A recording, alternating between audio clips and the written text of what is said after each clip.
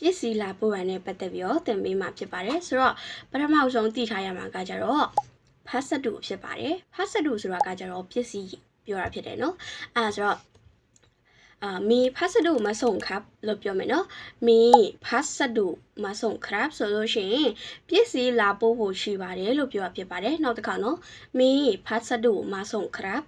โอเคဆိုတော့နောက်တစ်လုံးကကြတော့သူတို့မေးလေးမေးထားရှိရပေါ့နော်အကယ်လို့ကိုက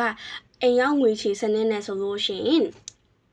อยู่บ้านไหมครับလို့မေးတတ်တယ်อยู่บ้านไหมครับအကယ်လို့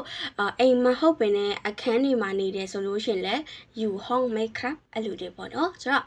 ဒါကဘာပြောရလဲဆိုလို့ရှိရင်အိမ်မှာနေလားခင်ဗျအခန်းမှာနေလားခင်ဗျလို့မေးတာဖြစ်ပါတယ်ဆိုတော့နောက်တစ်ခုကကြတော့ငွေပြင်ဆင်ထားပါလို့ပြောတာဘယ်လိုပြောလဲဆိုလို့ရှိရင်เตรียมเงินไว้นะครับเตรียมเงินไว้นะครับမဟုတ်လို့ရှိရင်လည်းเตรียมตังไว้ให้พร้อมนะครับพร้อมဆိုတာကကျတော့အဆင့်သင့်ပေါ့နော်ပြောတာဖြစ်တယ်ဆိုတော့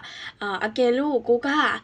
ကိုယ့်ရဲ့ location ကထည့်ထားတာနေရာမမှန်တာတခုခုလိုအပ်တာရှိရဆိုလို့ရှင်အိမ်နံပါတ်ဘယ်လောက်လဲဆိုလို့ရှင်บ้านเล็กที่เท่าไหร่ครับบ้านเล็กที่เท่าไหร่ครับဒါကကြတော့အိမ်နံပါတ်ဘယ်လောက်လဲလို့မေးတာဖြစ်တယ်နော်ဆိုတော့နောက်တစ်ခုကကြတော့ you ဆွဲနိုင်ครับ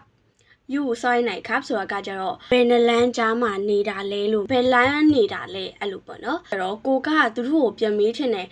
လာလို့ရတယ်ဆိုရှင်မာတိုက်ครับလို့ပြန်ပြောလို့ရတယ်မာတိုက်ครับလို့ပြန်ပြောမယ်ဆိုတော့ကိုက